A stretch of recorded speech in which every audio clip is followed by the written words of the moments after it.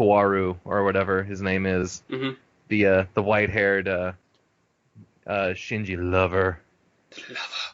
Mm-hmm. Like, I mean, like I love how they tried to play that in the American version of like, oh no, we're just really good friends that touch each other's balls. And, friends shower this Isn't that how the close. buddy system works? Hold my balls. We're going in.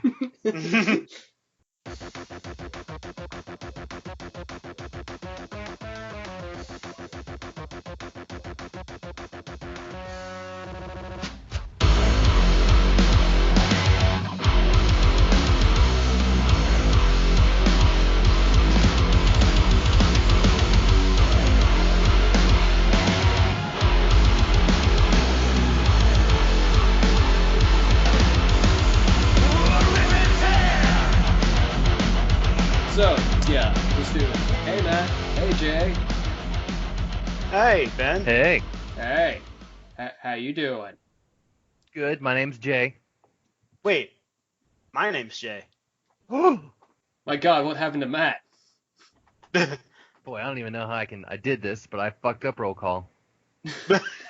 We're off to a great start. Killing it. Now I just have That's our show. I just have images of Matt in school. It's like Matthew Karenin, Jason MacNeil here. Fuck no, damn it. Here. And they just look at each other from across the room. And that's how your love started. We didn't notice, but until then, but we were the only two in class. Yeah. And then we had to make the teacher decide which one of us was the real one by asking personal questions only they would know.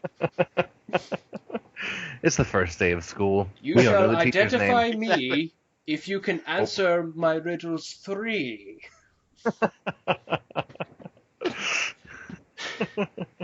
Glorious start. Welcome everyone to the Red X podcast. We are bullshitting at this moment about roll call. And again, the crickets. That's going to throw me the fuck off. So, Well, somebody. Go ahead. no, Do I it. will not go Do ahead. But I insist cordially. Well, I uncordially say fuck you. How about that? You should theme your intro and roll initiative to see who talks right now.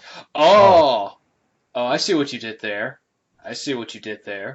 Yeah. You know why I see that? Because we're talking about RPGs today.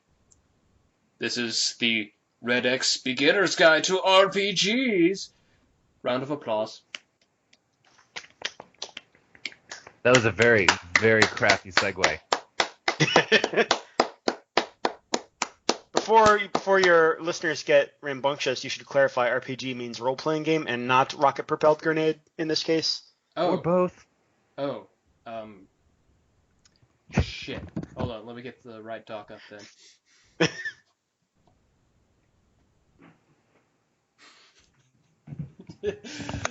Today's show's about explosions. Every show's about and how to cause explosions. them. Jesus. Beginner's Guide to Explosions, because maybe you're having a real tough time in high school, kids. Wow. Dark. Are you on any government lists yet? We'll help you out. We're here to help you out on this. But no, I thought it would be... Welcome to the no-fly list. Just because you're not popular in your class doesn't mean you can't be popular on all major news networks. Oh no. Oh. This is going to be a great show. No, but I kind of got this the idea of doing kind of a beginner's guide because I consider myself relatively new to role-playing games. I thoroughly enjoy the ones that I have played. Matt and Jay have been part of games that I have run before. They've had to put up with my shitty DMing before. And so I thought I would get these two together, and we would just BS about RPGs. And that's kind of the premise, and not murdering your fellow students. Please don't do that. If you do, erase all data on this podcast being on your computer ever before doing so. If you Also, if have you think no to. one likes you now,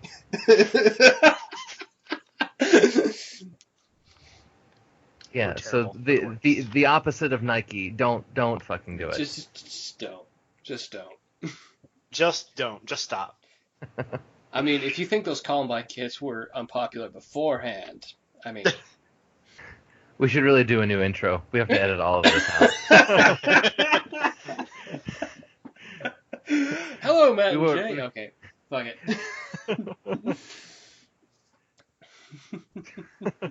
So if Ben is still just new to RPGs, I am but a newborn babe. Really? How long have you been playing? Oh, I've only been just kind of cautiously pretending to know what I know for, I think, the campaign that Ben started, and then one other time. Really? Oh, the one where we started in the demonic pirate ship, that was your first? Yes. Oh, that was my first in at least a decade. Oh, really? Okay. Before that was my first. I see. Yeah. Gosh. Damn, I didn't know. I thought you were real eager when I was like saying, "Hey, who wants to play?" And you were like, "Dude, I want to play." I was like, "Okay, cool." Right. So I'm like the really slow kid in dodgeball.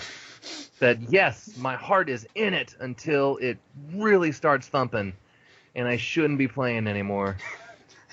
he needs to lie down. Right, but I can, as I wheeze in and out of consciousness, I can still play. I really, really want to play. Put me in, coach. Don't take me out of the game. Yeah. I guess that makes me your senpai. Yeah, that is totally the reason why I brought you on here, Jay. I see you as roleplay senpai. Christ, I've been role-playing since more than half my life now. That's sad. That's not sad. I dig that. It's amazing. It is. It's incredible. It's got me horny. Wow. Well, roll your charisma check. No, really don't. Well, oh no, the die's cast. You said roll. I'm fucking rolling.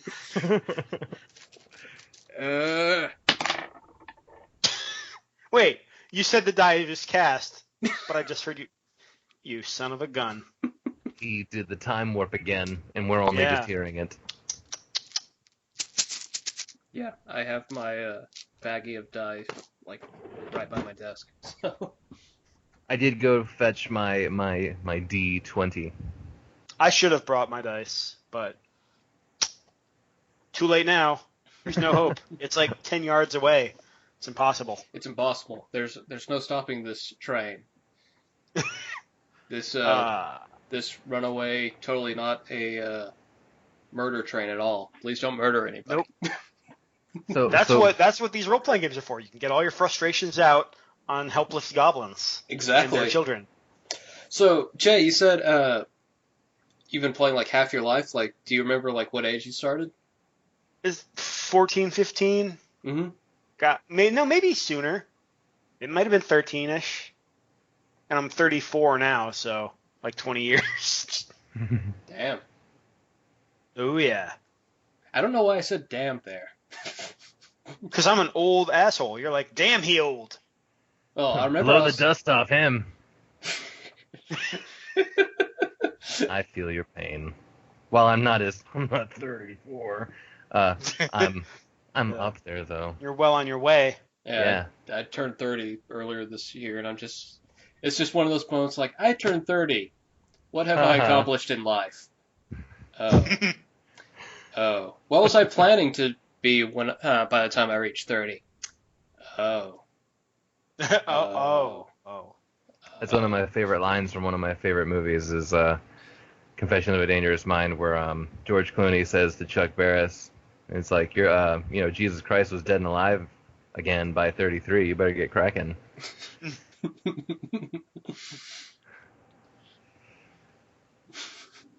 Felt that was pertinent.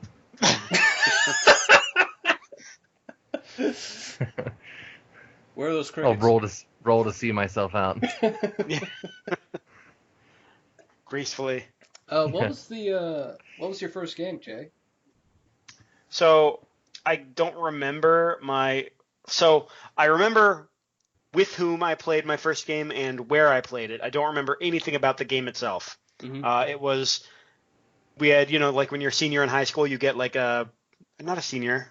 I was way younger than that. I was about to say, dude, are you like some sort of like Maybe it was just like a prodigy? study hall. Like I had like a free period for whatever reason. Maybe it was just a study hall or something. Mm-hmm. But we would get together in the school library and play second edition D&D, which you've never played second edition. I have not. So at some point we have to talk about THACO. I'll have to educate you. Maybe let's do it right now. THACO. So in D&D, you know how you just like roll and you have a plus to hit, Mm-hmm. and they have an armor class and you have to beat that armor class. In second edition, things weren't that simple. The lower your armor, the better. So you wanted to strive for like a negative number armor class. Like -10 was like the bee's knees. Mm-hmm. And Armor golf?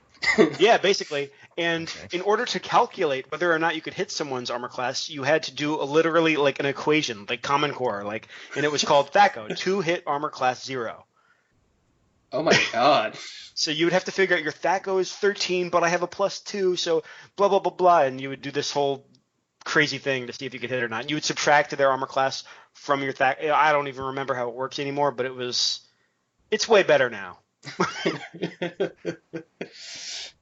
Games are supposed to be fun then too, right? Yeah. The first game I can remember like vividly was a little bit after that. Maybe I was 15 or 16, and it lasted for like 2 years, and we played every week, and that was pretty cool. My buddy ran that, and it was that was also second edition, but it was like a lot of homebrew story. We didn't use any of like the Mm-hmm. D&D comes out with like Yeah. Greyhawk and that shit. We didn't use any of that. It was all our own. And Yeah. Not their own like my character. modules. Yeah. Yeah. My character was Ian Darville. He was a knight. My cousin played. There's a beast in D&D called an Alagi, and it's like imagine a Yeti that's like sentient and smart and tribal, and he was that thing, and I was a human knight, and it was just your classic story. The princess got captured, and we spent 2 years trying to get that bitch back, and could not do it. You never found her? Oh, we like stopped playing at some point. Like playing every week became playing every 2 weeks, became playing every month, and Right. then my cousin moved away, and then blah blah blah blah. I like the idea better of just like this knight and this Yeti are like, after a year of looking for this princess, like, man, what's the fucking point? Well, do that's a good point. My do- buddy did a great job of like bringing her in, getting us really close, and then taking it away, and you're like, fuck. Oh, what a cock tease. Yeah, exactly. That's definition.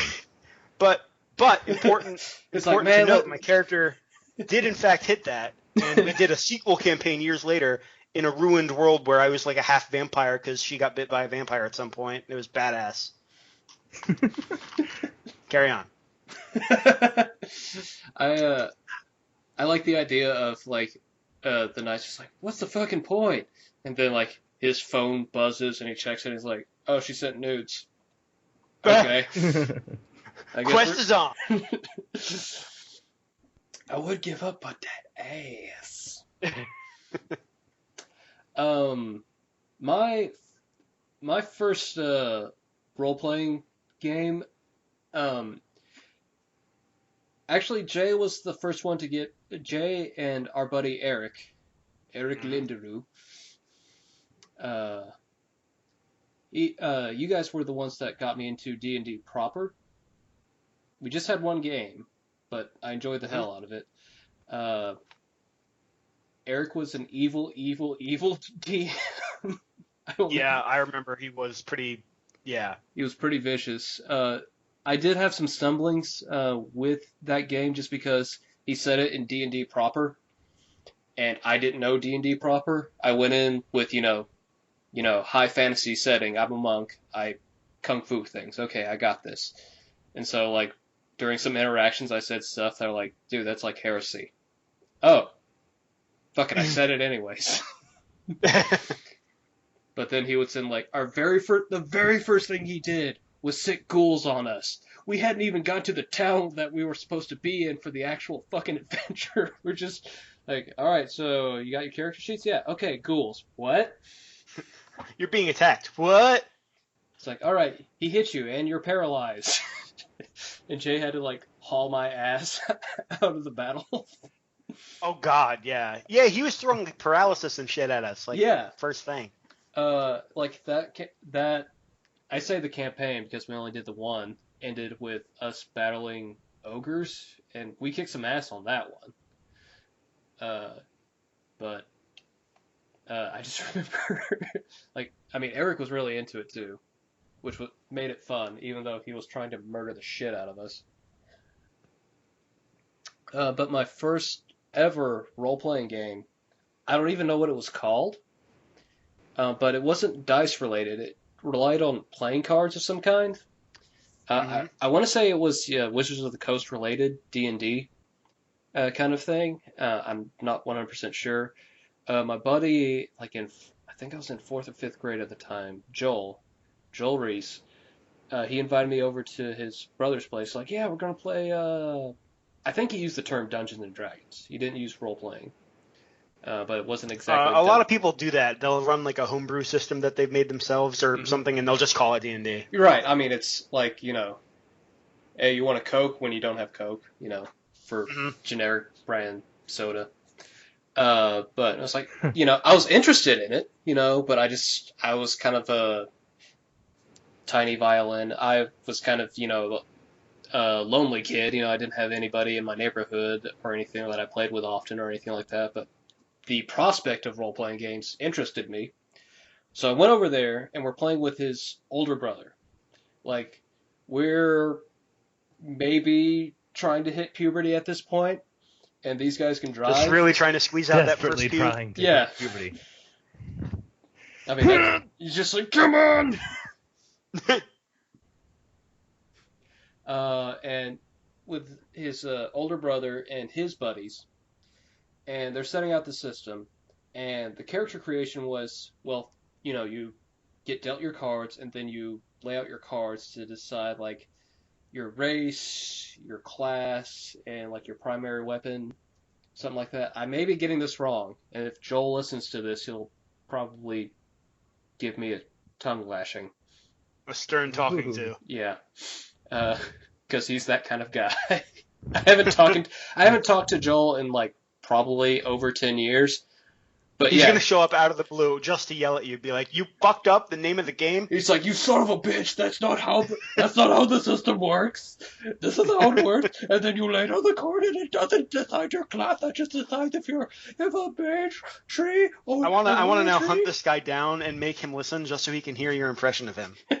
That's not my impression of Joel. When I knew Joel, he had a really bad lisp. He somehow got over it. I didn't know that was a thing you could do. So my impression of young Joel is not as flattering as that. But we laid out our cards, and it's like, okay, so lay out this card for your class, and I laid out, and it's like, you're a barbarian. I'm like, yeah, I wanted a warrior class of some kind, like a knight or a barbarian or something like that. Okay, lay down a card for your primary weapon. Okay, all right, you use longbow. What? You're a barbarian archer. What? Oh. You could kind of make that work. You could have like Odysseus's bow that like only you're strong enough to draw it. Yeah, I mean, there are ways you can make it work, but I'm not. But it's not what you expect when you hear barbarian. Yeah. I mean, there's that image that pops in your head when you say barbarian. It's someone with like a giant sword or axe that's just running in and just, taking heads off of necks. Mm-hmm. But I was like, okay, well, I'll make this work, blah, blah. And we're playing this. We start the game, and it's like, okay, well, you're all in this tavern, and he's explaining the tavern. And I'm like, oh, okay, so that crazy lady you mentioned in the corner, what's she saying? She's just babbling on. Okay. You hear the minstrel, singing a song about a local legend. Ooh, what's the legend about? Oh God, you asked too many questions and he wasn't prepared. No, it wasn't that. It was more of a case that these guys were more. I really wanted to get into the role playing aspect. And they wanted to kill monsters. Exactly. So I was Yeah. like, yeah, can we do this? Yeah, can we? Hey, what about this? And they're like, okay, so now we're fighting goblins.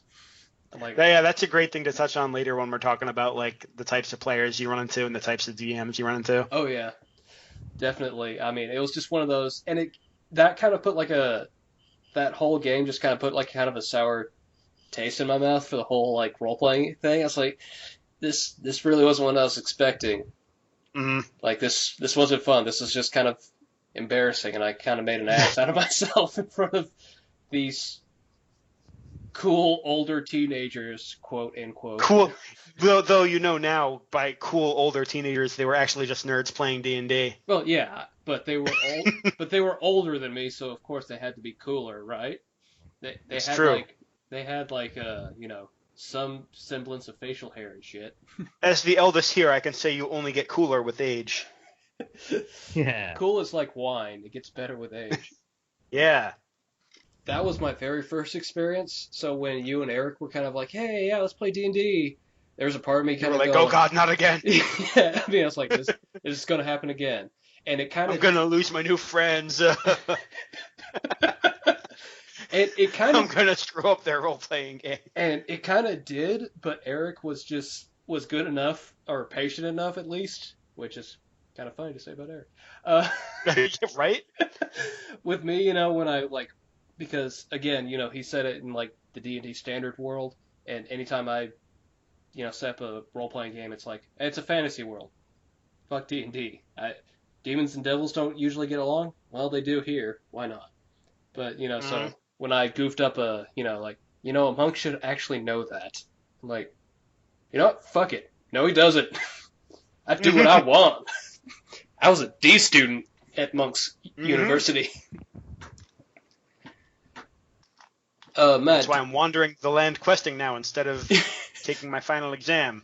It's basically a road trip.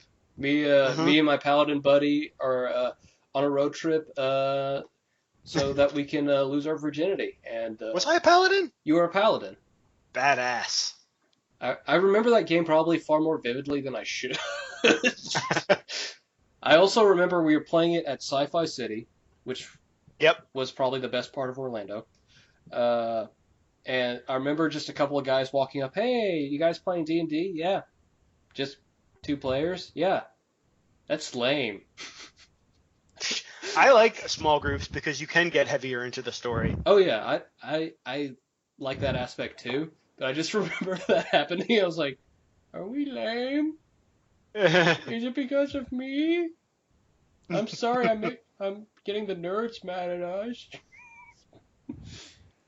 No, I think there's something deep down that everyone kind of what's the word? Like a voided warranty on what's lame or isn't when you come up, "Oh, are you playing D&D?" Like when that's your opening question.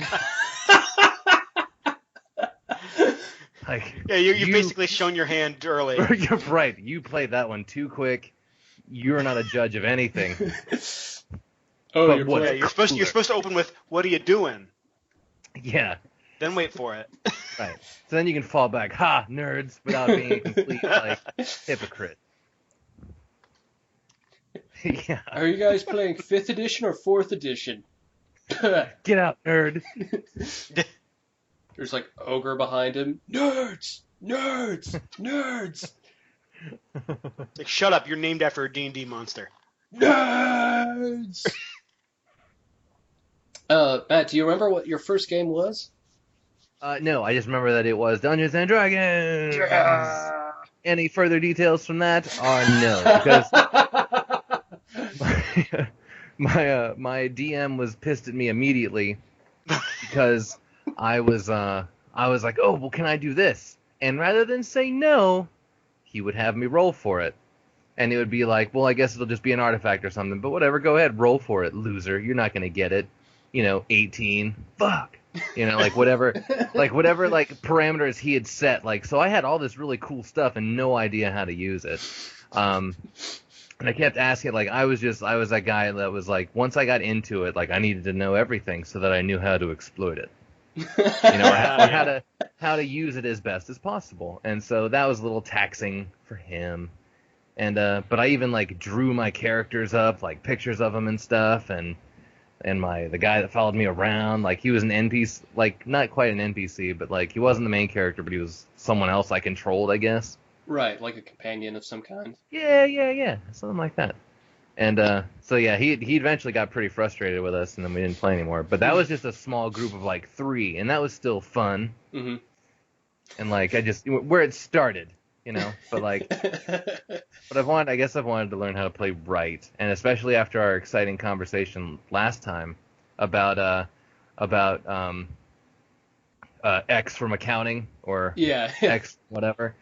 Like just it would be a different name every time, and we were trying to come up with some sort of short scenario to play in 30 minutes or so, but I had no idea what the hell I was doing, and so somebody who did would maybe be able to put together a better 30-minute short campaign that would be both hilarious and I guess fulfilling, as in not a waste of time. I guess fulfilling? I don't know.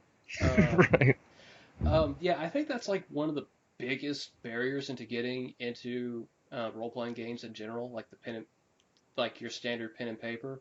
Like video game RPGs, you just plug in, and if you can't do something, the game is not going to let you do it. Role-playing games are just so much more broad because your only limitation to sound like a artsy-fartsy, just like hippie person. Here we go. Here it is. Is your imagination. Ooh. I mean, literally, you could go into a campaign about, I don't know, killing a demon lord or, saving the princess, and you cannot do that. The DM could be, prodding you, but it's like, yeah, I'm going to go to the bar. Yeah, I'm going to drink. Okay, what are the people... Now, put out words of warning. If there is an experienced DM and something like that goes on too long, he's totally going to send, like, a vampire demon... Oh, yeah, I know to that. just fuck your shit up.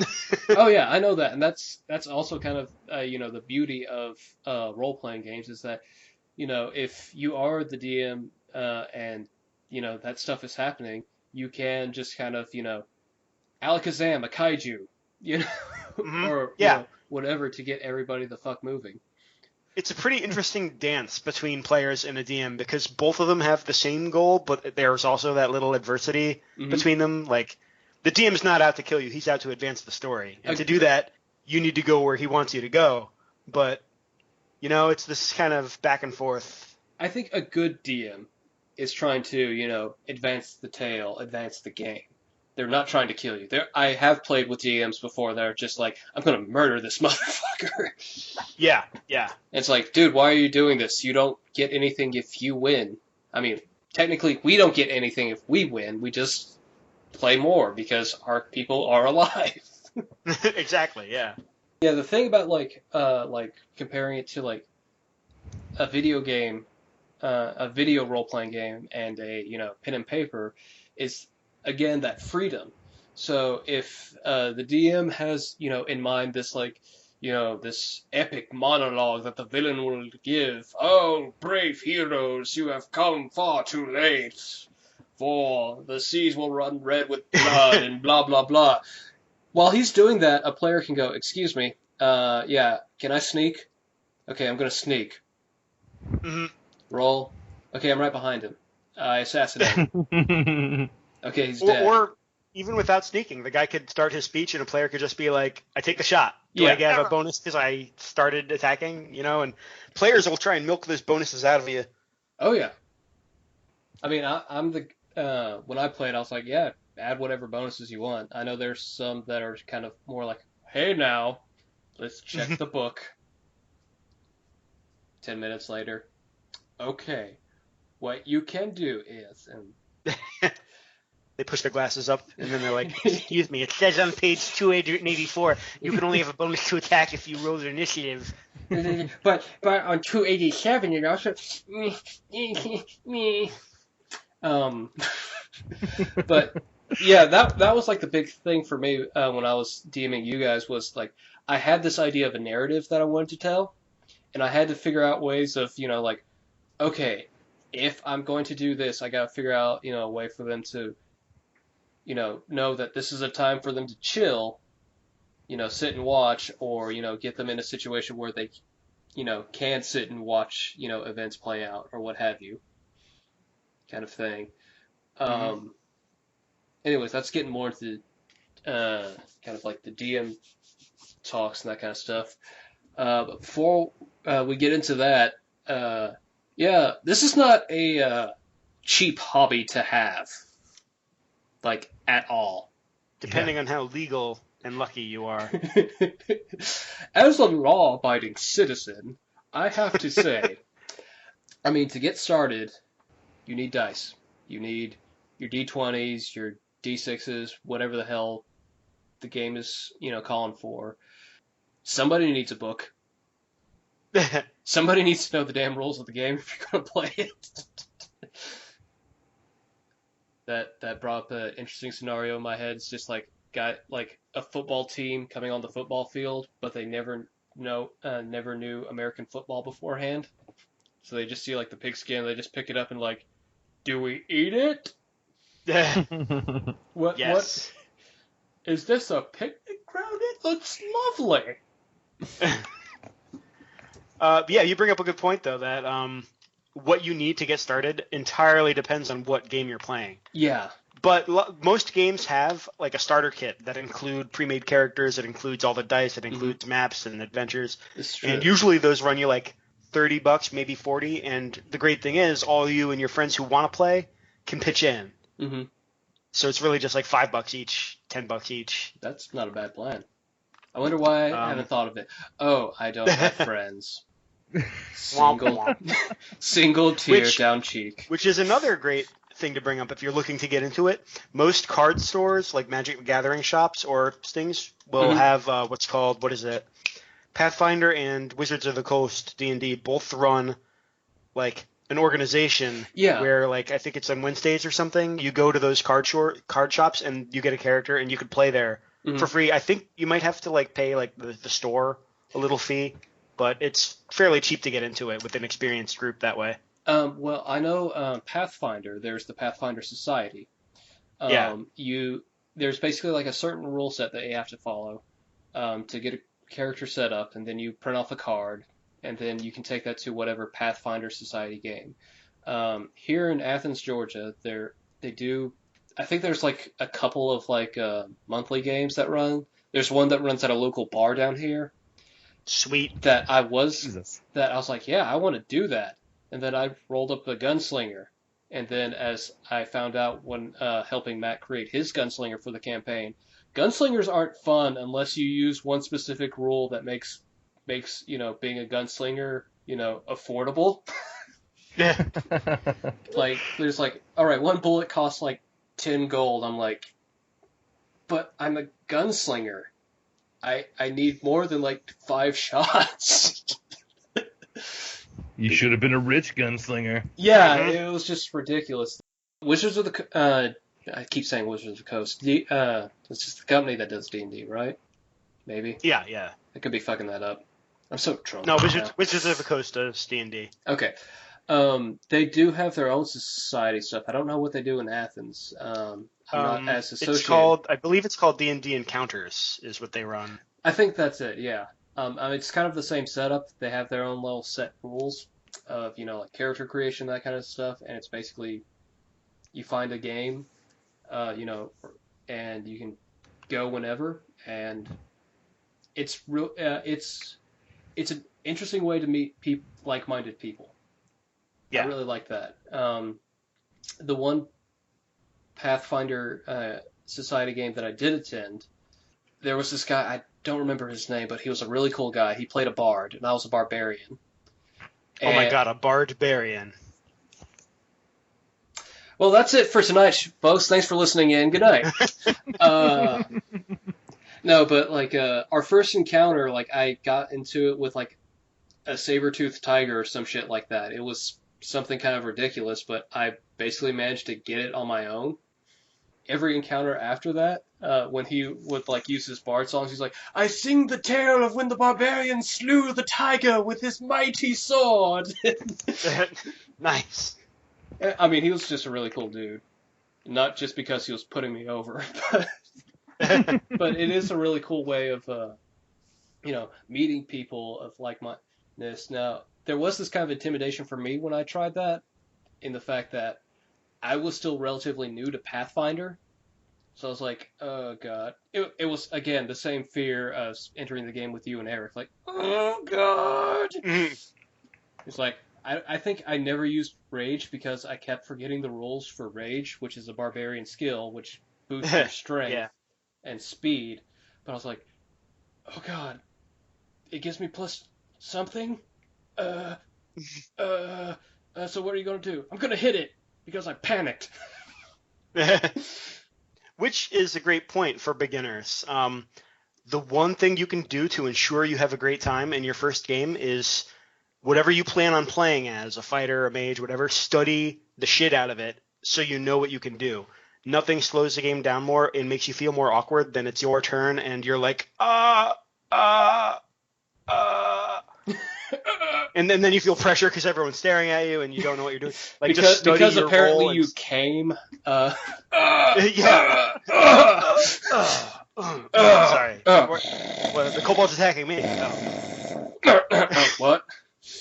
But I played with a couple guys who were new, and like I had to sit next to him and coach him as he played because he didn't like spend any time with the book at all. Mm-hmm. So you could do yourself a huge favor by just don't learn all the rules, just learn your rules. Now I kind of want to bring that up since you are a more experienced player. There's some like when I got hardcore in, well, I say hardcore. When I was getting into Pathfinder, it was because a friend from work invited me over to play with her family, basically. It's her husband, and her 2 kids, and they play Pathfinder. And that's how it's been for, like, it's been going on for 5-6 years now. Every once in a while. Well, my diabetes just got worse. That's so sweet. I need to cut off my foot. Yeah. There was that, kind of that awkwardness because I just didn't know how to, get into it, and they kind of had to, help me along. Because not only did I not know character creation or anything, like I looked at, like the list of, here are the characters you can create, here are the races, here are the classes. I'm like, oh god, no. But they, luckily for me, they were patient enough to go, okay, well, as a barbarian, you can do this, you can do this, you can do this. We would recommend you put points in here, that kind of thing. Yeah. Like I've told you about my first encounter with D&D. Yeah, that didn't happen. Yeah, that's fine. It's like the guys I played with, we're getting into like game 4 or 5, and they still don't know any of their moves. Oh yeah, I understand that frustration.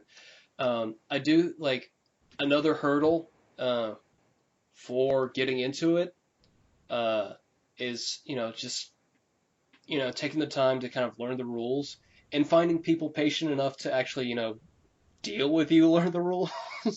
Mm-hmm. And because group to group and GM to GM, it's so different. A lot of people I know will say, "Oh, I played once and I had a terrible time, so I never played again." But like, keep trying different groups because eventually you'll find that group that you click with. Exactly. Like the people you play with, like they can make or break the experience here. I hope you two enjoyed, playing with each other in my campaign. Sorry, playing. Words can't do it justice. Like I thought we had a really good and fun group. Yeah, I liked it a lot. I liked bullying your NPC.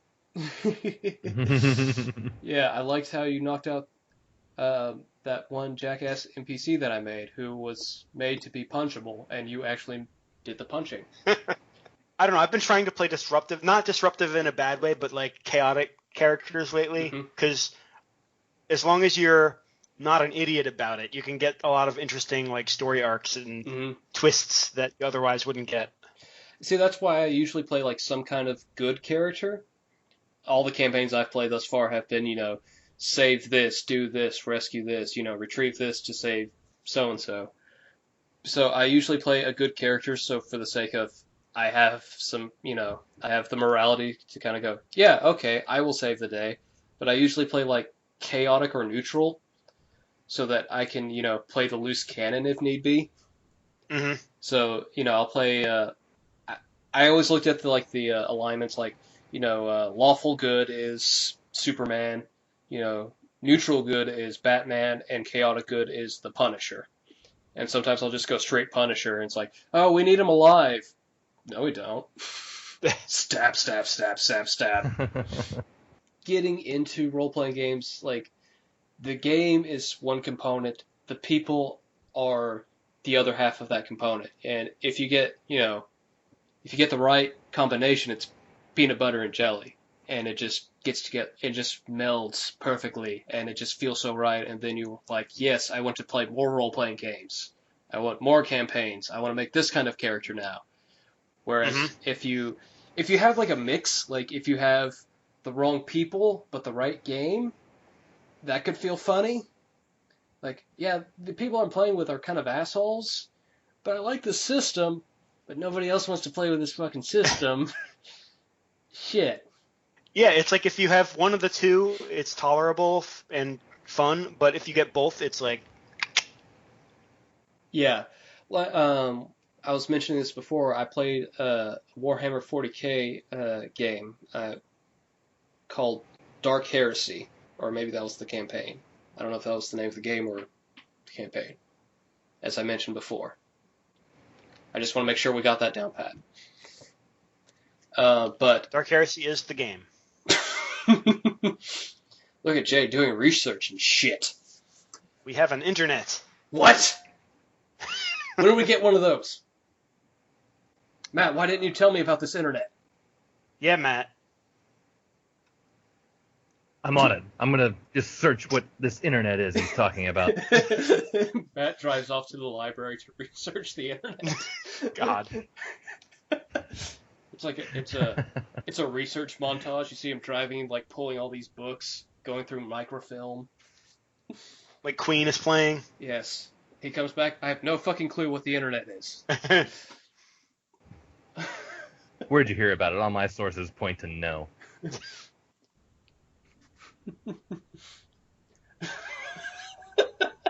All my sources say no. He opens up a book, and it's just very large text, 2 letters, that fill up the whole page. Huh. Then he just sits there, rubs his chin, and thinks for like 10 minutes. Ooh, I just thought of another good tip, I guess, for people getting into it.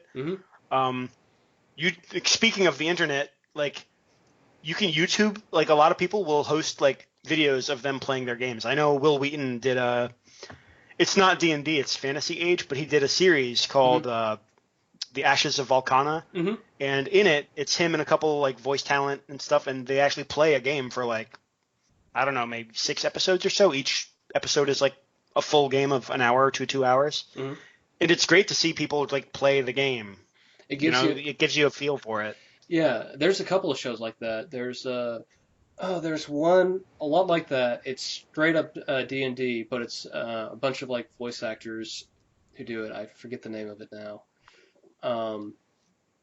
Will Wheaton also did on Tabletop an episode with the Dragon Age role-playing game, pen and paper, and that's what kind of got me interested in Fantasy Age because it's the same system, but yeah, Fantasy Age is a standalone evolution of the Dragon Age.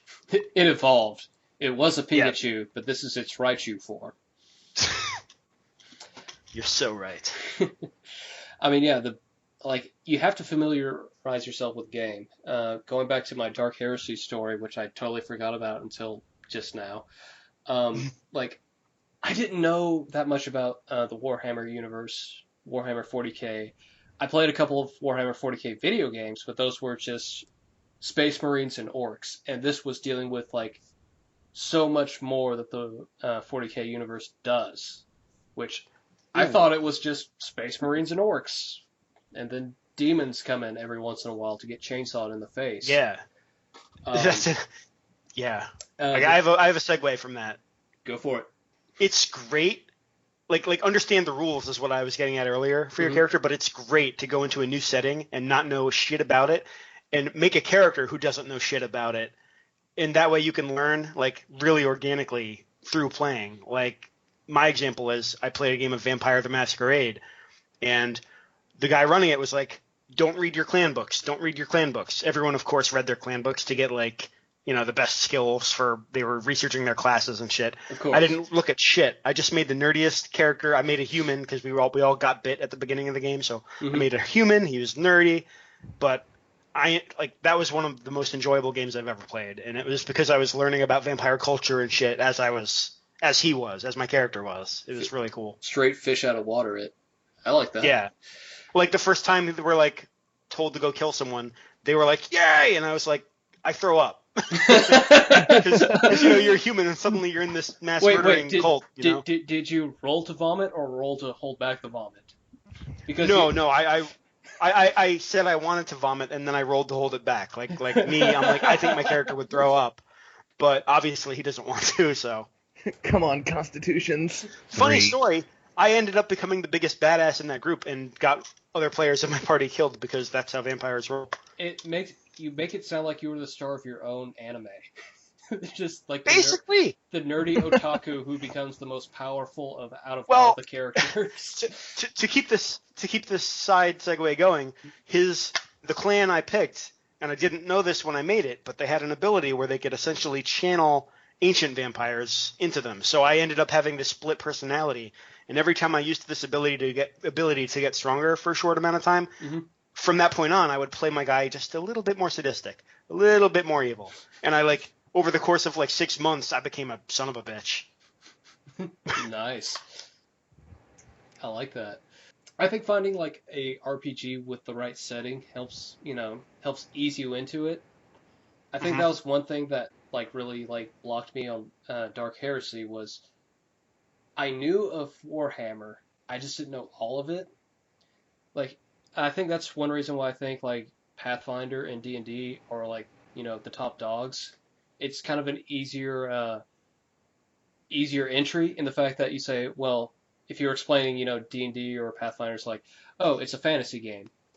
Immediately that, evokes, certain imagery in your head. And if you're going through the classes, well, I have an idea of what a barbarian is. I get an idea of what a wizard is. I have an idea of what a rogue is. A fighter is kind of self-explanatory. Whereas with 40K, I'm like, what's a scum? What's a tech priest? What's a priest? What's any of this? And yeah. It was just harder to kind of I like to fully envision the world I'm in, and a lot of Dark Heresy was a kind of a gray fog. It's I know what my character looks like. I have zero idea if this is what a Warhammer priest is supposed to look like, but this is me. Newbie. I would recommend newbies shy away from Shadowrun as their first game. Ooh, yeah, I heard that. That's another thing is, finding a game where you can actually figure out the rules. Yeah, that one's heavy. I heard about I want to say it was called Champions or something like that, but it's a superhero themed role playing game. And it's just I haven't played it, but Champions Online is MMO based on it. That's based on it? Yep. Okay. I heard the math, at least I don't know if it's in an earlier version or the current game, was just kind of insane. But if you finally learned how to do the math, basically everybody in your party becomes Superman, and it's just invulnerable and can take out everything in one hit kind of thing. Oh, that's no fun. Yeah, I know. So there was a great superhero game that my one friend Nathan and I played once, and it was very atypical kind of role-playing game. It was based on So first thing you do is you sit down with your friend or whoever's playing, and you each set aside so many numbers, and you create that many characters. So like let's say 5. We each create 5 characters. Mm-hmm. They all have stats, Mm-hmm. but they all like take up like a card worth of space. So it's very simple. Mm-hmm. Then what happens is it's someone's turn. It's like you take turns, and then you don't need a GM for this because you're all the GMs. So on my turn, I would say I'm going to say an event, and that event is Ben's character gets hit by a truck. Go. And then we all go around, and until that event is guaranteed to happen. Now, how it happens, when it happens, how it gets there, and the results of it are all up in the air. But at some point, one of Ben's characters will get hit by a truck. And during the course of that scene, you're all trying to play and outwit one another to get like moments of glory, I think they're called, or something like that, Mm-hmm. and extra scenes, so you can actually control the flow of the plot the better you do. But that way, everyone has a turn at directing the plot in one way. You know what I mean? Okay. Is it like a competitive game or something like that? No, it's just story building. It's like in the game that I played, I made Wombat Man, who was a yeah, right. Wombat Man was a zookeeper, or he was a janitor at the zoo who gained the powers of a wombat. Sturdy skin, he could poop squares, he had thick hide, etc. Then my buddy saw I was making Wombat Man, and he made the Platypode, who was in the same freak. He worked at the same zoo, was in the same freak accident, but his ability was to control useless and strange animals. And so they became rivals, and we built this whole thing where it's like, oh, all the animals escape. The Platypode like takes a hostage, and we just built it up and up and up, and it was really fun. I'll have to look it up. Like that'd be fun to play. That sounds very interesting. Matt, you've been very quiet.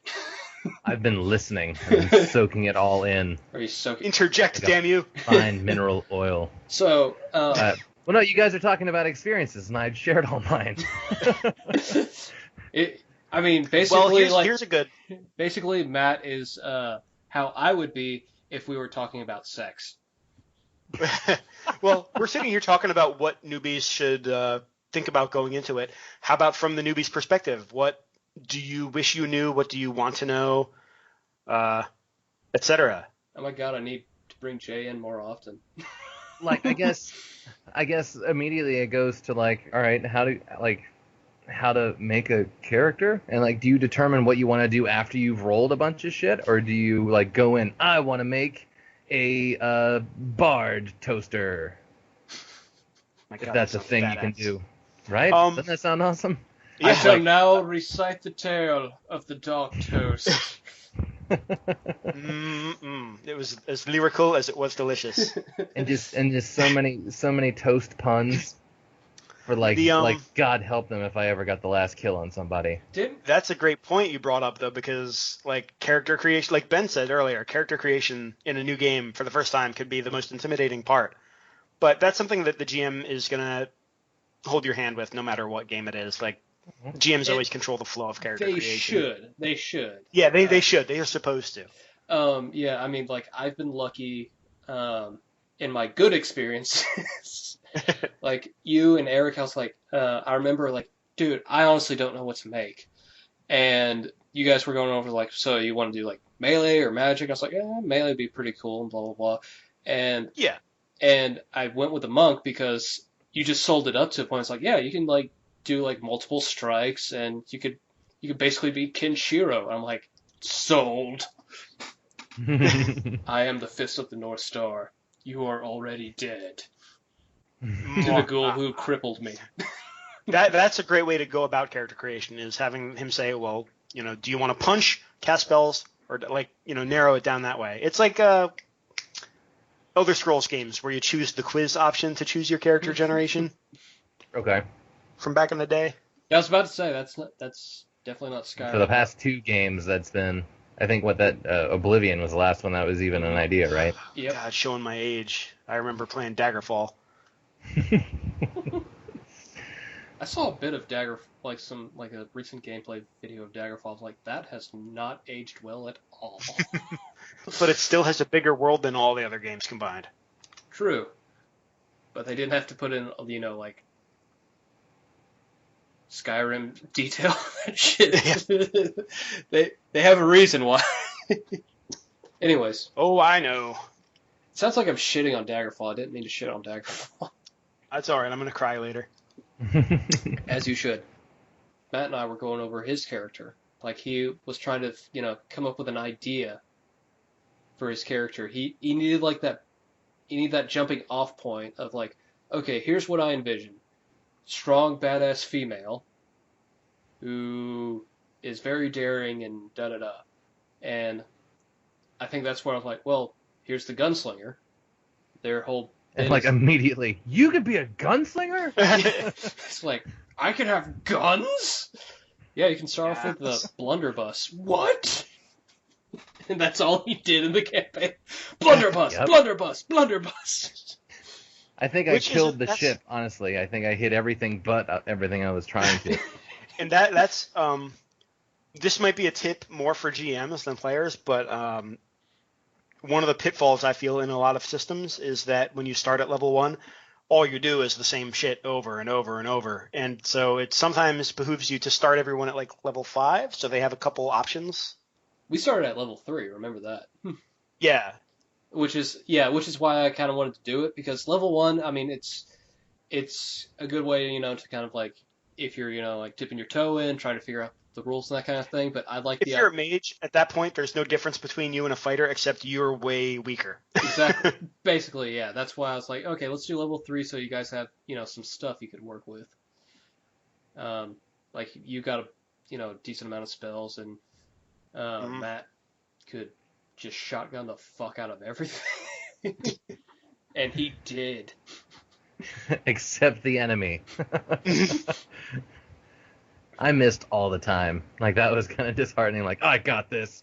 Like, I'd put myself into this terrible position where, like, boy, if I miss and they live, I am boned.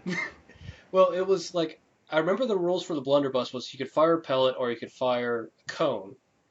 Yeah. And when you did cone, I mean, that was just, you were just destroying. But when you it's like, okay, I'm going to do a pellet, that's when you were fucking up all the time.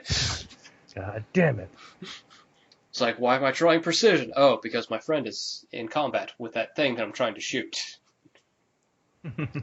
You should have, endured the test of friendship of, buckshot to the face. Don't I have any support bullets? If I shoot, because I can hit all of my friends in one shot right now. If I shoot my friends, they get healed, right? Like in Borderlands, right? Damn it. That's. I like what I'm hearing. Keep going. This is good. I love you, Jay. Yeah. I know it, baby. Shut up, baby. I know it. Oh, you got what I was doing. So happy. What kind of lame party is this? There's no booze and only one hooker.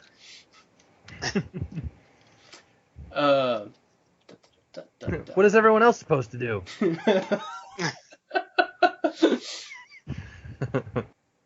But Matt, it's like as kind of that newcomer coming into like a game as fresh, like, was that like the most intimidating part of it? Coming just like getting started, or was it more like intimidating or frustrating or what have you as we got into it, or? No, like, once I got, like, the character and the stats and all that was secured, okay, and, like, maneuvering through the app or whatever template we were putting everything into, like, once that was all done. I will say, Roll20, I like it. Probably far overly complicated. If we ever use it again, we're just going to use it as a mat. Just so we can figure out where the fuck we're going. Nobody put it in the goddamn character sheet. Because then after that, like, it was like, well, what can I do? Like, what skills do I have? Because naturally, most of the time, I'd forget that I could do something, or like, there was no way to just keep it to where I could easily, access my capabilities. And so then it became really intense trying to remember what I could do, and then how I could use it. And then, it took me many years, but I started, every time I play a new game, I have a cheat sheet of like the things I find myself doing the most. I do all the calculations ahead of time, and I just have the numbers. So it's like, Okay. if I'm going to do a backflip, somersault, and shoot 3 guys, I've done that 5 times already, so I'm just going to write that on my cheat sheet, and I know I have to roll a +2. I have to roll this, and I count this in, and I count this in. Yeah, Yeah. like I didn't think about this, but one group that I played with, guy was playing as a wizard, and he had little index cards with all of his spells on it. So he didn't have to ever, look into, the book to see, okay, well, I have to roll this to do this, and it does this. Which is exactly what D&D 4th edition did, and it got both a lot of praise and a lot of negativity for that. It very much board gamified the game a little bit, but it's great for beginners. Like, D&D 4th edition might be the best dip your toes in game that there is, period. I think 5th edition does a real good job, especially with that hurdle of character creation, because in the book it's like, look, if you just want to get started as a fighter, like, do this. Here's your background. Here's your gear. All you have to do is roll the stats. Basically, it takes off. It alleviates nice. some of that. Some of that stress of like, okay, well, do I want a greatsword or do I want a broadsword? Do I want one of these or do I want one of these? Do I want this background? Nunchucks. I want nunchucks. I have no proficiency in nunchucks, but I have them. They're just there to scare people. I like the idea of a fighter. Oh shit, that guy has nunchucks. I like a guy producing the nunchucks. It looks like he's about to do like a grand display of his nunchuck skills and just throws them at somebody.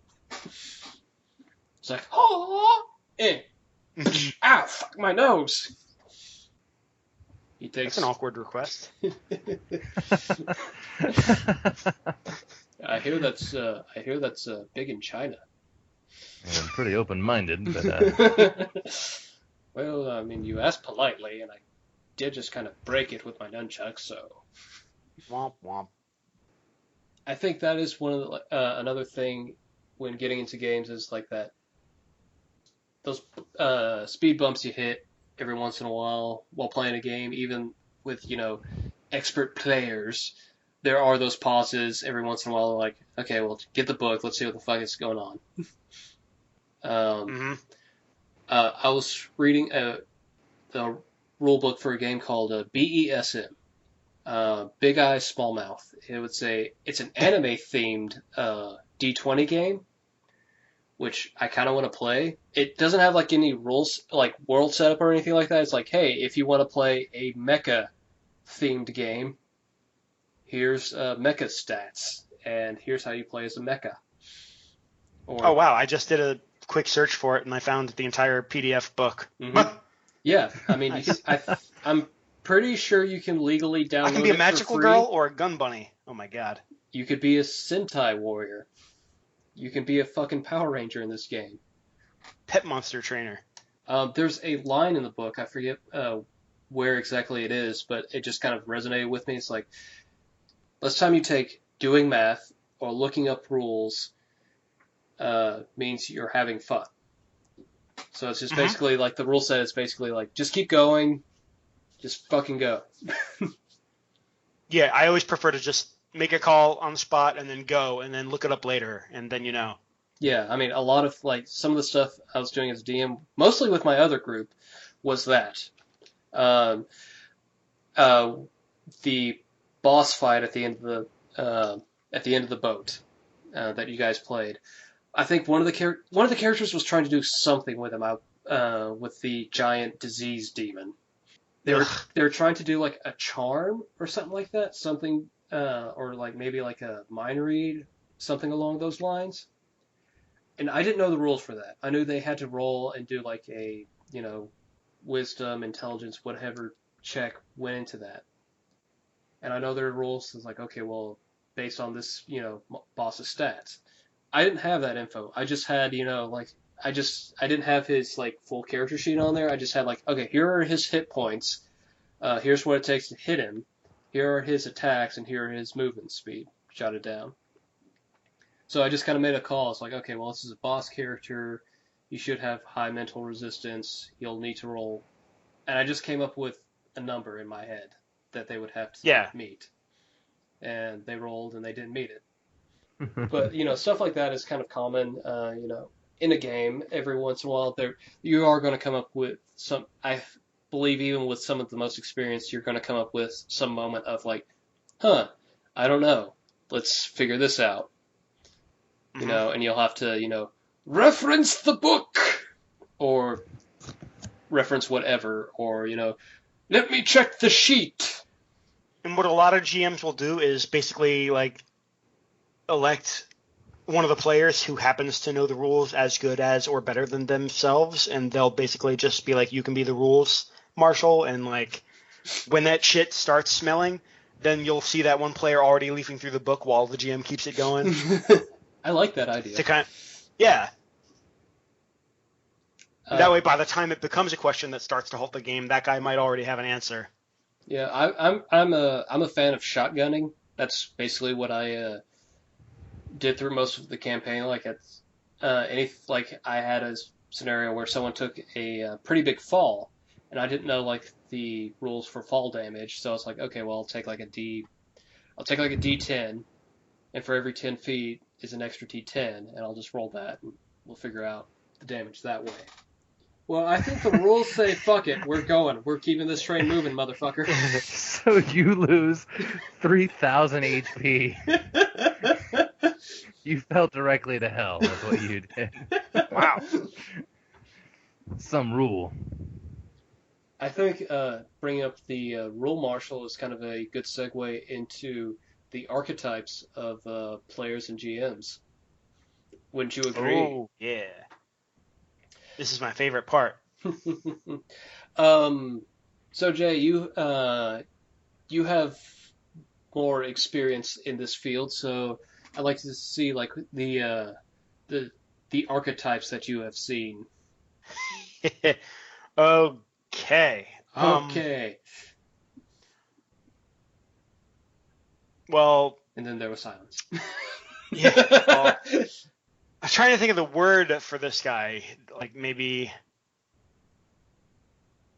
Are you looking for players right now, or GMs, or either or? Let's start with players, and then we'll move to GMs. So I don't know what you would call this. Maybe you can help me find a word for it as I describe this guy. Mm-hmm. So I'm running werewolf, mm-hmm. and in the setting of werewolf, it's a white wolf setting. Mm-hmm. There's this veil that masks. It's what do they call it? Yeah, I think they just literally call it the veil. Mm-hmm. And basically, it tricks unawakened humans into not seeing what they're actually seeing. It's like Bigfoot sightings and, etc. Right. So, as werewolves, you're part of a pack. You're fighting this evil corruption in the world, and you're trying to stay hidden from humans, whatever. Mm-hmm. So the party is a group of werewolves, newly formed pack, and they go and they do this thing. While they're in a store shopping, they overhear the shopkeep talking about how he saw some bears fighting in an alleyway, and it was the strangest thing he's ever seen. Like, why the hell are bears in the middle of a city fight? Like, whatever. I caught it on my camera, he says. So they perk up. They're like, oh, shit, that's probably, like, our peeps, like, in a brawl. So rather than anything else, this dude shifts into his werewolf form in the middle of the grocery store and starts trying to kill the old man. And he's like, the veil's been broken, and they're like, he thought they were bears. It's doing exactly what it's supposed to be doing. And so later, this same guy, they're in the sewers.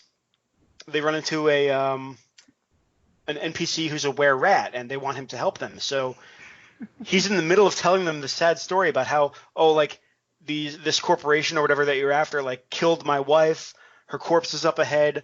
Like, I'm weak, I'm malnourished, I can't make it to my lair there because they're rather than, like, the whole point was that they were going to make a deal. He wanted a deal, like, help me get revenge, kill these guys you're going to kill anyway, and I'll lead you where you want to go. Instead, that same guy just starts intimidating the fuck out of him, torturing him, cutting him. And all the other players are like, dude, like, the party fought so much. And then lastly, the same guy, they get into a brawl. Everyone is fighting like smart, and he shifts, runs out in front, and then literally after the game ended, it was a 3-hour bitch session about how he was saying guns were overpowered versus melee, which guns are overpowered versus melee, for one thing. And for two, he just got naked and huge, and he's like, why are they all attacking me? You're the only 13-foot tall werewolf in the room. well, why are they having such an easy time hitting me? You didn't take cover or pick up a barrel or shit. Like, every werewolf can shift into the spirit realm and then shift out, like teleport. It's like, you just walk. You might as well painted a target on your chest and, like, did a jig. And he complained so much. So I guess the aggressor, maybe the yes, that's a good title. I was going to call him that. I was going to call him that fucker. But yes, that the aggressor. fucker. The aggressor is a good. It's a good name. And I mean, it's good to have aggressive characters in your party, but like this guy disrupted it for everyone else by going first. Like he was the first, the loudest, and the meanest. Always. That was his. It could be a girl saying, "Do you want to go to prom with me?" And he would start choking her out. Isn't that the appropriate response for prom? Oh, I've been doing it wrong. Oh, I guess I need to make a couple of apologies. So if you add like elements of role playing with aggression, that's perfectly fine. I think that's fine. It's just when it becomes, that asshole is doing that asshole thing for asshole reasons. Yeah. That's when you are. And the people who tend to do that are. It's perfectly fine to want to have fun when you play the game, but there's a difference between playing for yourself and playing for everyone else. Exactly. Yes, all of that. When you're playing a game, you have to realize that. Like you're playing the game with a group for a reason. Mm-hmm. I just have one more archetype I can bitch about as a GM. As a GM, a player type, the realist, I will call this one, where they will try and talk their way. Like the example I'll bring up is the same werewolf game where we were in a high-speed chase, and this dude has super speed as an ability, so he catches up to the truck. They're chasing a semi. This artifact is in the back that they want. So he catches up to the truck. He jumps on it. He's rolling really well. Everyone's having a blast. And he's like, oh, man, I'm going to take my shotgun and shoot the lock off the back of this truck and get it. And I'm like, sweet. And then we get interrupted by the realist, who starts saying, I watched that on Mythbusters, and you can't shoot locks.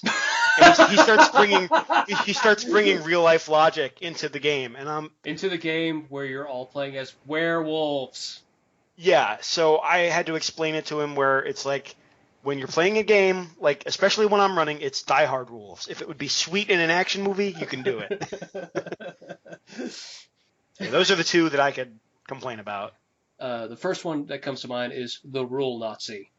You mentioned the Rule Marshal. This is basically the evil Rule Marshal. The one who's just fucking with everybody's good times. Like, okay, well, do this, and even if the GM is like, yeah, cool, do that. Again, half the time this is a player playing for themselves rather than the group. Because exactly. They are going to bend the rules to their favor. Right. Or it's someone who's so strict with the rules that, they just... the idea of bending the rules a little bit just to have fun with the game or what have you is perish the thought. There's a great way to handle them, and they hate it. Almost every book out there will have a little thing in the front that says, like, the most important rule in this book is that, like, you can break the rules. Exactly. Like, almost every book has that printed somewhere in the front. Mm-hmm.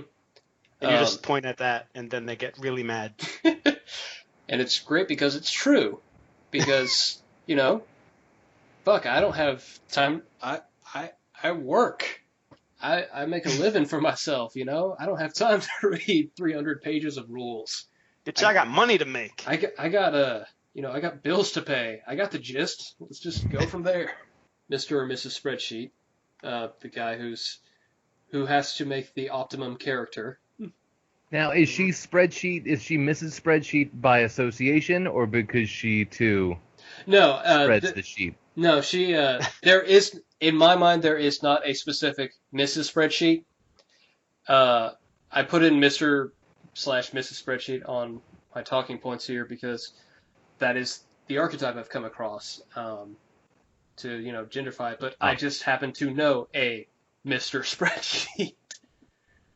But it's that okay, so this isn't this isn't your in particular. Right. This is this. Yeah. It's just the idea of the guy. Yeah. This is just the idea of that person who has to make the most optimal character possible. Sometimes to the detriment of the flow of the game. because it's like, okay, well, I need to add this one, or would it be more advantageous if I added this bonus instead of this bonus because I can do this instead of this, but this would take 2 rounds as this would take 1 round, and that guy. And Or by gal. itself, it seems harmless because it's something we all do when we play video games. It's like you want to min-max. It's part of the fun for a lot of people. But the problem is, in video games, you're playing for yourself. yeah, and also it's why they balance multiplayer games, because if you have one person at the table who's this person, in a couple levels, no one's going to have fun because they're going to be the one making all the calls. They'll have the best rolls. They're going to handle everything because their character is that much better than everyone else's. Mm-hmm. So it just skews that. Right. It skews it. Yes. Skews what? You good viewers know what I mean. Or wait, listeners, not viewers. It depends on how intently they're staring at the screen. They might see it. Watching the audio levels just go up and down like, oh, this is intense. Shit. Shit, man. Another one that I've kind of come up with was the wild card. The one who I had before the aggressor labeled that one fucker. The guy that you're in a group, you have that one common goal, but the wild card is like, yeah, I'm going to go down this hallway. Okay, so yeah, I have a story about this whenever you're ready. Go for it. The same guy, the same fucker who was the aggressor, might as well just be this guy, because we were in the vampire game we were playing, and this was the guy who my character had killed. Notice I say had killed, because vampires can't kill vampires, so I had to hire a guy, make it look like an accident. Anyway, we have to escape the city because we got found out by our enemies. So we're escaping. We wind up in this town. It's creepy. We roll in. There's a mist, and if we try to leave town, we wind up back in it. So we realize we've just entered like the top of the boat. Like, okay, we're in an area. We're stuck here till whatever happens. So we go check in to a bed and breakfast. We're like, all right, we're gonna set up shop here for a while. Of course, he goes out to feed, which is fine. Vampires do that. It's what vampires do. It's what vampires do. No judgment. So we were cool with it. We let him off by himself. That was on us. So he goes into this house, and he thought he was just being true to his character because he likes to, bathe in blood and be like messy and aggressive. Go figure. So rather than just bite the dude's neck, sorry, talking about this kid riles me up. Sorry. But just because your character is aggressive doesn't mean he's an idiot. It's like paladins. Just because they're holy doesn't mean that they're bad tacticians. They'll run away if they have to, etc. So he rips the dude's throat out and then wakes the dude's wife up, and she's screaming, and so he tears her throat out, and they're gargling and making all this noise. So how does he solve this problem? He sets their house on fire. So we're all sitting there with our faces in our palms like, sense. Yeah, we're like, all right, a bunch of like 4 strange dudes roll into town, check in, and suddenly there's this murder, double homicide, house fire. Like, we're just like, we're like, you fucking idiot. So yeah. In his defense, he is the wild card. That was a very wild card thing. In his defense, if I was put in that scenario in real life, I think I would have done the exact same thing. Just like, oh god, oh god, oh god, oh god, fire. And then, thankfully, it would take a lot of weird circumstances for you to wind up in that situation. Exactly. It's just be like, I have no idea why I'm here. Shit just got really real all of a sudden. I was saving them from this fire. And somehow I tore out their throats. Right. And then the fire. Well, I needed their throats to make a rope, I think. The throat rope. I was going to put out the fire with their blood. With the arterial spray, just kind of. Right, we're in a drought, you understand. We've all been there. Right. Guys? Okay. Right, guys? Guys? I think the key point of these these negative archetypes that we're bringing up is that they're the types that either bring a screeching halt to the game, or they're people who play more for themselves and don't play with the group. You know what I mean? Everybody has that common goal. You can have a character who has like his own agenda of some kind, and that's cool, and that could add like, a lot of spice to it. I had a wild card player who just like royally fucked up some shit for us. The idea was, I'll be honest, this is Mr. Spreadsheet again. My Mr. Spreadsheet. He was playing a character who was raised by wolves. That could be another archetype. What would be a good name? The guy who overly creates their character. The guy who not only has like the classic race, but has the backstory. Has a really intense backstory. Has that I've done that. Has that like backstory that's like, okay, you have created a character that will not work with us at all. At all. Yeah, that's bad. And kind of go... The pigeonholer, maybe. Pigeonholes himself into acting a certain way because it's part of his story. Yes, that. Because a lot of what happened, he's like, well, that's what my character would do. It's like, motherfucker. So, he was looking for a hunter who killed the wolves that raised him. While we're... after this big encounter we stayed at this abandoned hut. He goes out for some reason, because we heard, footsteps, and he finds these two people passing by, and he's like, hey, I'm looking for this guy. I'm looking for someone by this name. And it happened to be the DM actually just rolled for a random name, and it just turned out to be that name for one of the NPCs. This character did not match the description, apparently, of the person he was looking for. He's like, oh, well, they're tall, and they have scars, and they have a beard, and this was kind of like a, baby-faced, young-cut kid. He's like, oh, this is, your name is this? So his character had the ability to turn into a dire wolf, and then he attacked and murdered this guy. Wow. This guy was part of a clan of werewolves, of a village that we would have to visit later in the game. It's like, fuck.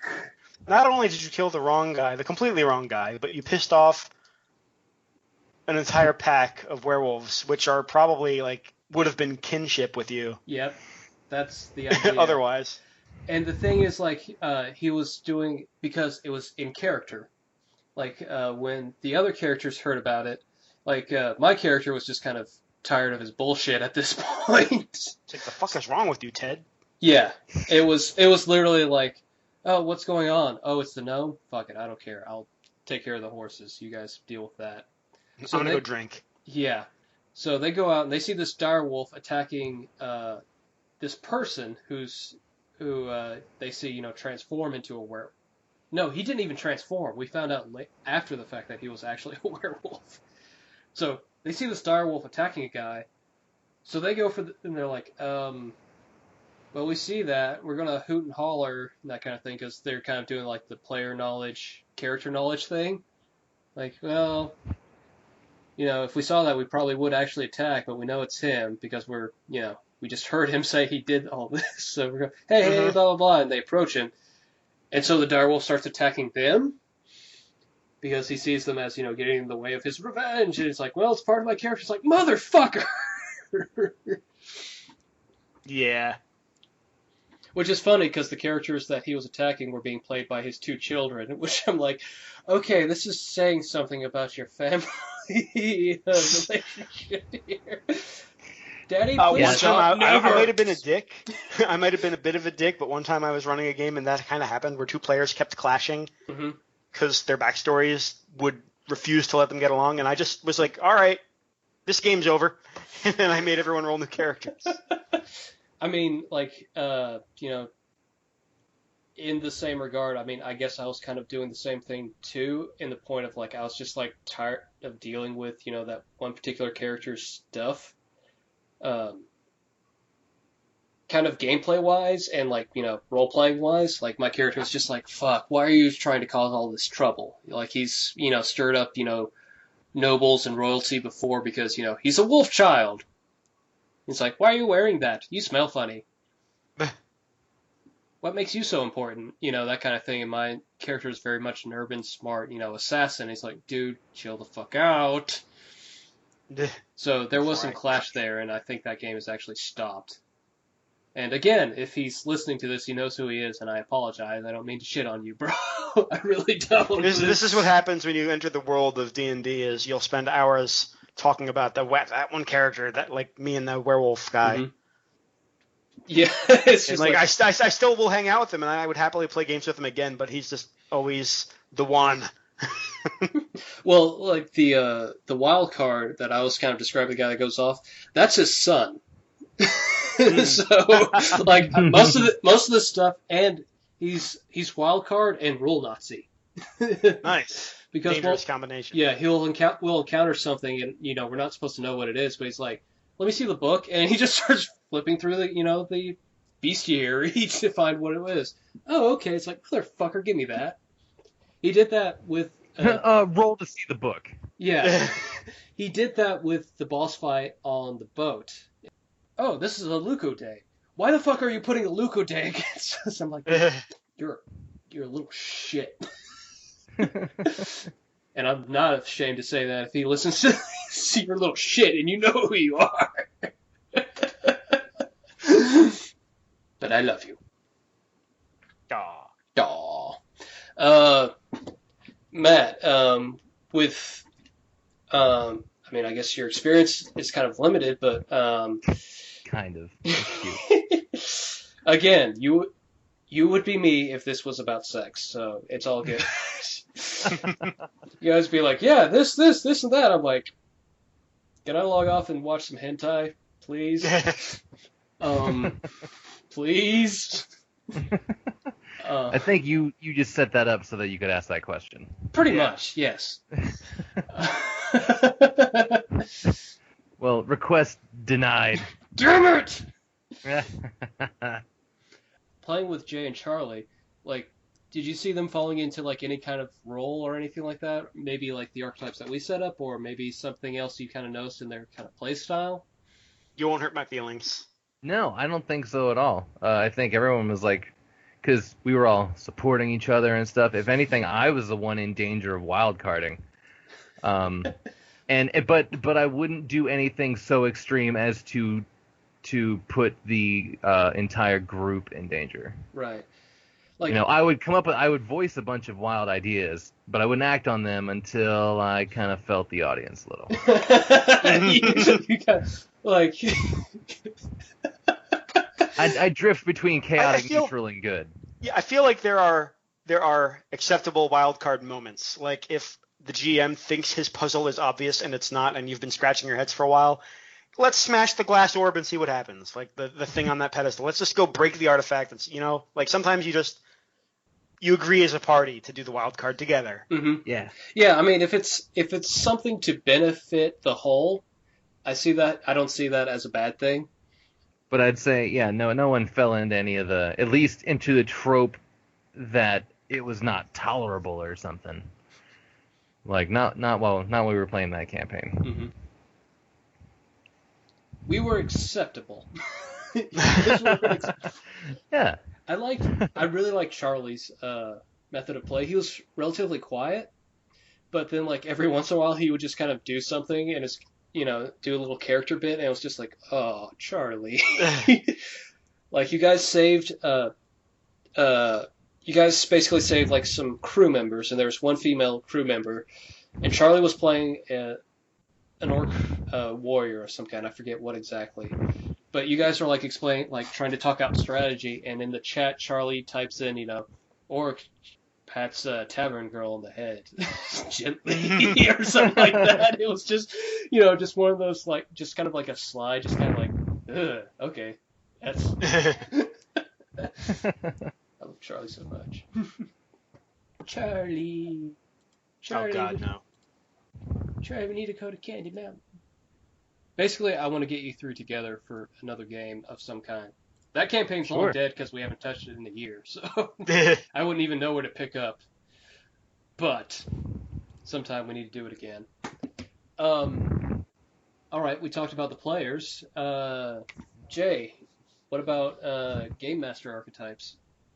I'm trying to think of like problem GM so that as a new player, if you notice it, you can. I know that I don't have to pick bad ones, but I think it's good to know. But it's more fun for us to shit on people. Yes, I understand. Yeah, that too. That was actually one of the things where I was typing up the archetypes. It's like, I'm not picking anything positive. God damn it. So yeah, there's the obvious one is the DM. I think we've already talked about this guy earlier. Is the DM who wants to kill the players for whatever reason. The sadist, that's what I call him. Yeah, they kind of use the logic of, well, I'm just playing by the rules. I'm not going to fudge my dice. Whatever happens, happens, etc. Mm-hmm. And it can definitely create a tense, realistic game, but like it also creates a short game. One example, who happened to be the same guy who played the werewolf and the vampire. That motherfucker was GMing. I'm starting to think you guys don't hate particular archetypes. They're just some people in this world.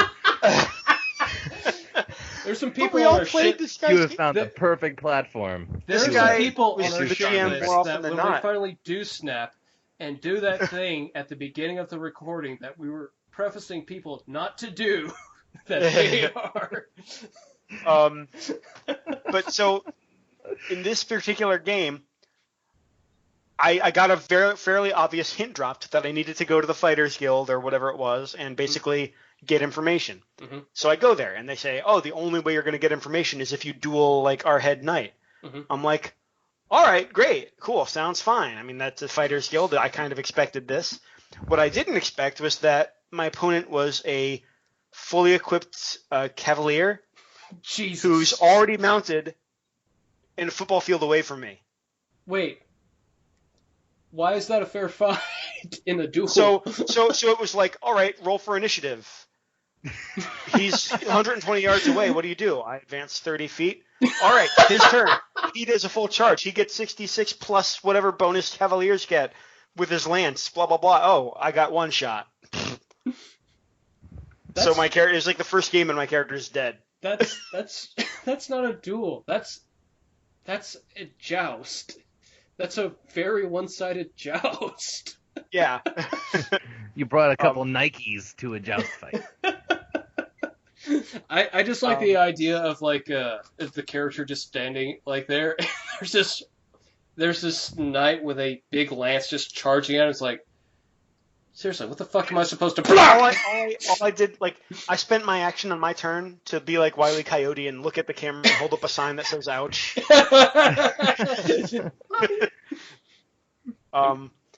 The game I'm currently playing, which we haven't played in a while, but our GM has a background in theater and writing, so he's very, very like. This is he's probably one of the best GMs I've ever had the pleasure of playing for, and he's very theatrical. He acts out every scene. He'll stand up and perform the way the NPCs act, and like his story's all homebrew, his rules are homebrew, so it's a pretty unique experience. Some people, like, that's the trouble, is that some people are more like, he's great if you're a story oriented player. If you like the numbers and hack and slash, not so much. Right. I like that style though. I'm definitely more of a story and experience kind of guy. Yeah. I didn't get to play with this GM, but I have seen him run games at Pathfinder Society events, and I so want to play with this GM. I would, if I had to classify him, I would classify him as the thespian. He does a lot of acting and acts out certain actions and that kind of thing, and he has a voice for everybody that the characters speak to. Like, I was playing my game with a GM who was a sadist, who, after I killed a saber-toothed tiger with hardly any sweat, he was like, "Yeah, that barbarian's got to fucking die." Notice that all my stories revolve around like 2 games. But as we're playing this, like I hear him, like talk as like like a bar witch. Oh, look at you fine adventurers coming in here. You must be here because of the tournament. Oh, such, dire events have taken place. And I was just like, I want to party with that motherfucker right there. Every character, like, had a voice, and he just kind of portrayed it in just this fun and entertaining way. Which I think if you're a GM, you have to make the game entertaining. The game is not entertaining on its own. You can set up here's the dungeon, here are the monsters, but if, you're not presenting it with enough flair, then it's just kind of falls flat. Yes. Yes! Yes. There's another one, I really don't know how to, like, classify this, but it's the guy that expects everybody to play in a campaign that has, like, 20-something dungeons, and everybody's in their mid to late 20s, early 30s, and they're like, shit, we have jobs, bro. Yeah. Like, dungeon crawls are not my cup of tea. I mean, I appreciate the gusto that you have for this game. He's like, yeah, like 5 dungeons from now. Like, 5? Motherfucker, we barely get through, like, 2. Because we're adults and we have shit to do. Your boat dungeon was relatively small, and that took us, like, 4 sessions more. Yes, that took forever, which I was kind of surprised with. And literally, it was, like, maybe 10 rooms, tops. It wasn't even that. It was like, you had, like, 1, 2, 3, 4 floors to traverse, pretty open flooring, and it's just kind of like, huh. 2 of which were boss fights, and that's all the rooms were. Fuck that imp. I'm just saying, fuck that imp. And then, of course, there's always the guy who would rather be playing, but is passive-aggressively GMing anyways. Which I think is basically everybody anyways, but... I don't know. I don't think I would derive any personal joy out of being a DM. Which is understandable. I liked it. I think I love the idea of it, but I always, and a lot of my players tend to say, like, oh, you did a great job and I had a lot of fun, but I can't keep it going. Like, game 3 or 4 and I'm out of steam. Even though I have all the planning done, I don't know. Yeah, I mean, I had a lot of fun with anything that I've done. I like setting up my own worlds. I don't play games. I don't set up a game in. I don't play games, son. I don't play games. Shit gets real. I like setting up my own little worlds. I mean, there'll be D&D games, but not set in the D&D universe. There's no, Daggerdale or Driss Orden or whatever. It's just my fantasy world, just using that's basically how I approach it. It's not a world. It's basically tools to create my world so that people can have fun in it. And I like setting up these encounters and seeing what worked and what didn't and that kind of thing. I mean, again, like I've been itching to set up another game for a while. I mean, I've also been itching to play like a legit game as a player for a good while too. But I still want to run something for you, so we should get together and like talk schedule after this. Oh, talk schedule. Okay. We can do both. Okay, we'll do that. Matt, you wanna get on this? Some 3-way makeout sesh action. If you think that you can tolerate me making out with you at the same time, then yeah. We can get. You're not gonna be one of those like crazy jealous like we should have never experimented with this in the first place. No. Don't you ever call him again. We should have never done this. That ain't me. Tongues are overpowered. Dang. Fucking tongues is OP. OP, man. But, Get it out. God. How come like conversations between us usually just evolve into us, offering, hand jobs and makeouts and that kind of shit? It's just common decency, if you ask me. Yeah. I guess you're right. We've known each other long enough. Should be comfortable enough to give you a dandy of a handy. Not not in a romantic way, but in a I respect you as a friend kind of way.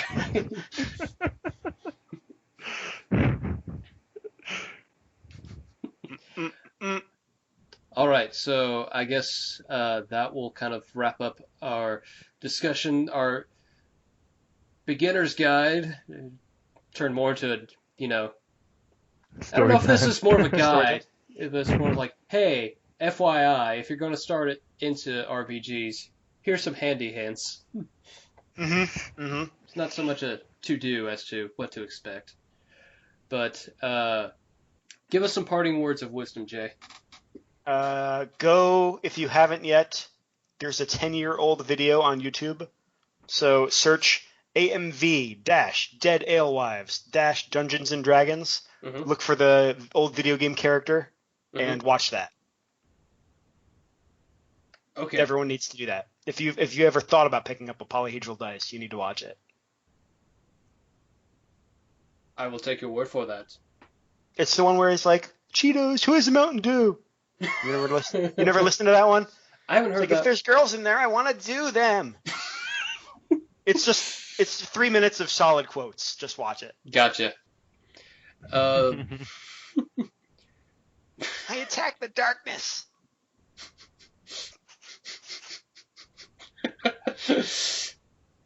The darkness, everyone. You attack Charlie Buffy. All right. Well, thank you everybody for listening in. Thank you, Matt and Jay, for bullshitting with me. Jay, thanks for coming in for letting us pop your podcast cherry here. Oh yeah. So yeah, that's gonna be it. That's the end. Why are you still listening? Go home. Fucking Tim, are you still listening? Tim, I swear to God. God damn it, Tim! Keep rushing, running, the drum and the buckshot pumping. Got more